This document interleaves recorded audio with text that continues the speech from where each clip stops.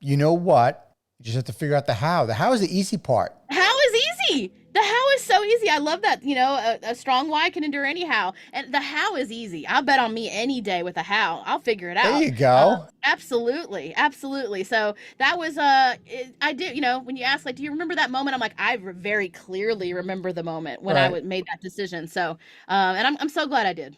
I'm glad you did too. That's what holds people back though when they get caught up in how, because our brain right goes to, well, how am I going to do this? And then the fear creeps in and the doubt creeps into, well, maybe I can't do this. And you just have to sort of put your blinders on.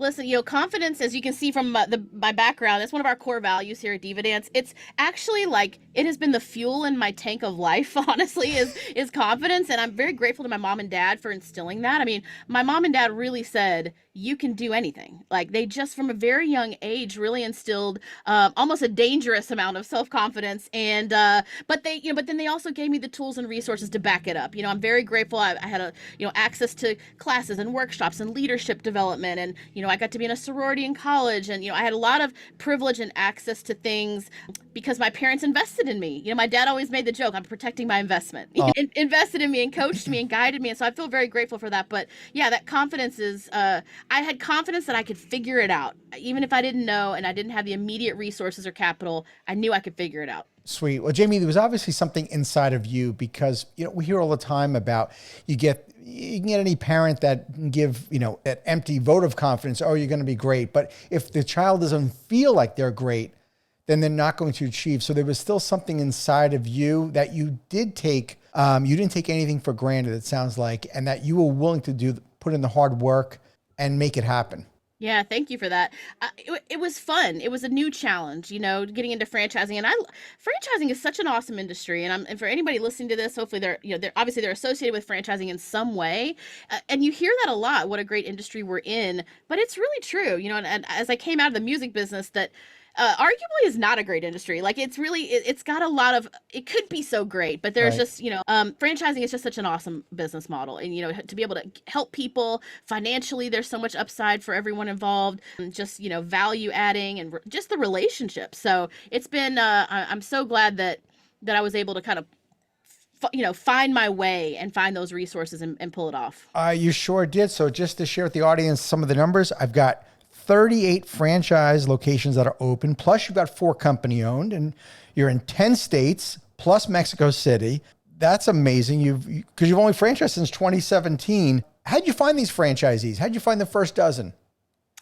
They really found us. These are folks looking for a class like we offer, realizing it's not in their city. And, we invested in SEO from day one. Day one, I remember having to write that check for an SEO agency every month. And I always wanted to kill it. I was like, I can't, this $1,000 a month. I might as well just burn killing it. me. And now it's obviously we invest way more. It gets more and more and more. And obviously the future of SEO we'll see with AI and Sure. social media, all that good stuff. But we always invested in SEO because I knew if people were looking for something like us, if I could help them find me, we would be a match.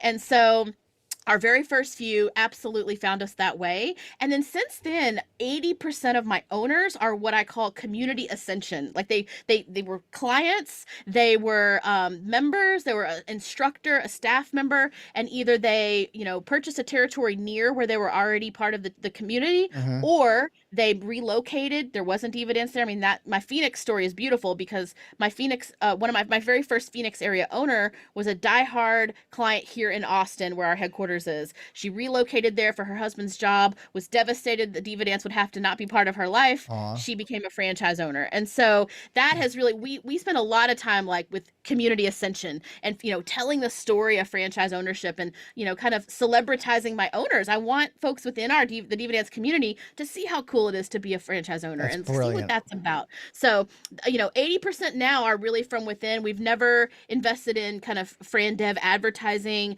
We're just now considering, starting to get into the broker system, but it really, honestly, Google, people finding us when they were looking for us, that was critical in the early days. That's amazing. Your concept is unique in a field or in an industry of among franchises where there's You know, there's a lot of that are a dime a dozen that are trying to be, they're very, very similar. But with that uniqueness comes unique challenges, I would imagine, for you guys. What, give me an example of what's a unique challenge that your franchisees face and how do you help them overcome it?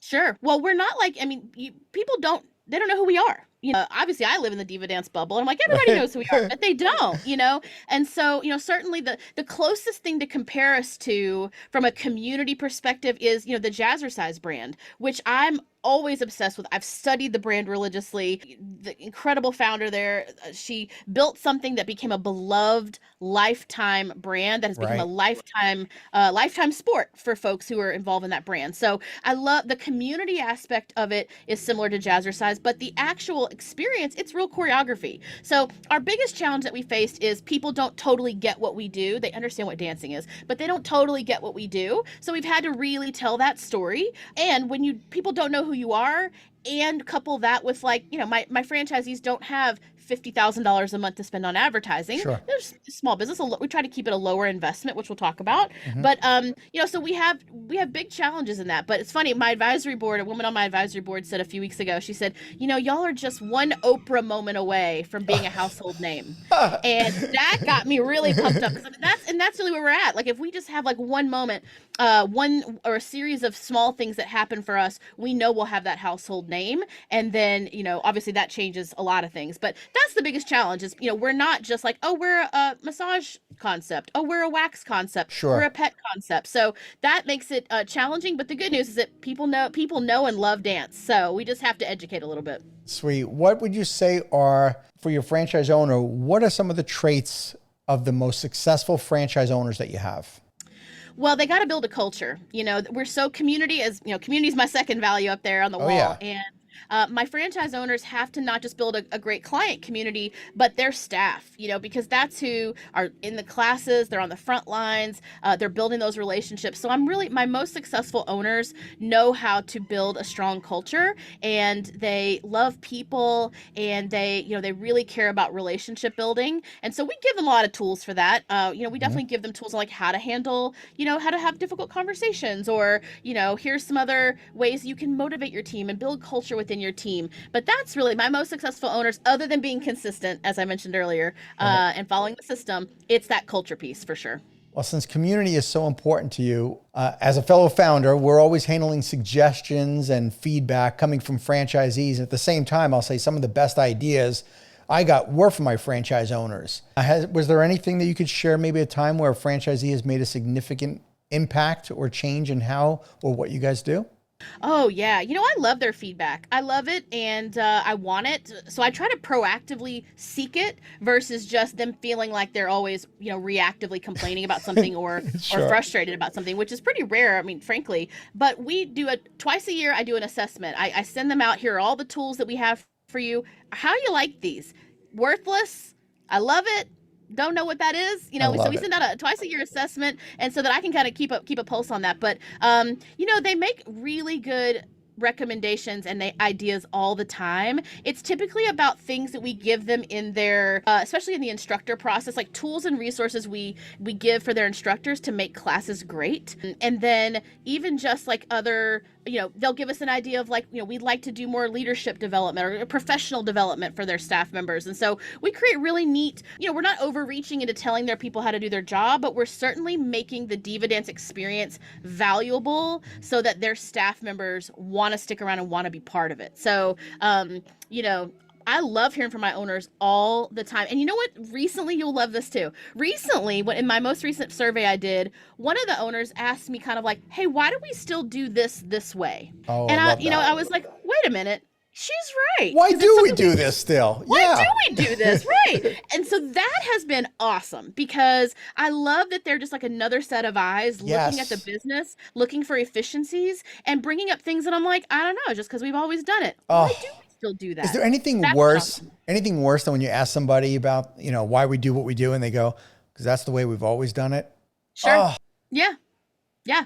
And so, and I, for me, it's like, as I'm building the house, there's certain, when when you're renovating a house, you're building a house, there's certain closets and rooms you don't go back into for a while. It's Right. like, well, I built the linen closet. Like, why do I need to go back to the linen closet? And then, that's the same thing in my brand, where there's some things like I built 4 years ago, and like, yeah, that's just there. Right. And now, so I have some, my owners are becoming very sophisticated and very collaborative with us. We have such a strong relationship with them. And so they're coming to me going like, hey, we might want to clean this closet out because like it still has like, it's got dust bunnies in it. Yeah. And that would help us all. So it's been great. And there's really not like contentious frustrations that they bring to us. It's all collaborative. So that's been a huge blessing, and just hopefully speaks to the culture we've created. Yeah. Well, kudos to you, because if that's what they're saying, then what they're getting from you is somebody who's really open-minded and accepting their feedback, and they're not afraid to share with you their ideas. They're not being absolutely batted down with the suggestions. And so that's how you build a strong culture in franchising. That explains it. Yeah, and their intentions are all good. Even if there's sometimes a delivery, I'm like, I don't know if I would have come at me that way. But right. But the intentions are always good. And my favorite phrase is "you're right," because almost always I'm like, "You're right. This is difficult to use," or we don't have enough training on this," or "You know what? You're right. That's not the experience that client should have had, or this should have been." So it's one of my favorite phrases to use, and sincerely, because typically whatever they're bringing to me, there's something in there I need to pay attention to. Thank you for tuning into the Emerging Franchise Brands podcast. For additional insights, guest applications, and to stay connected, visit us at efbpodcast.com.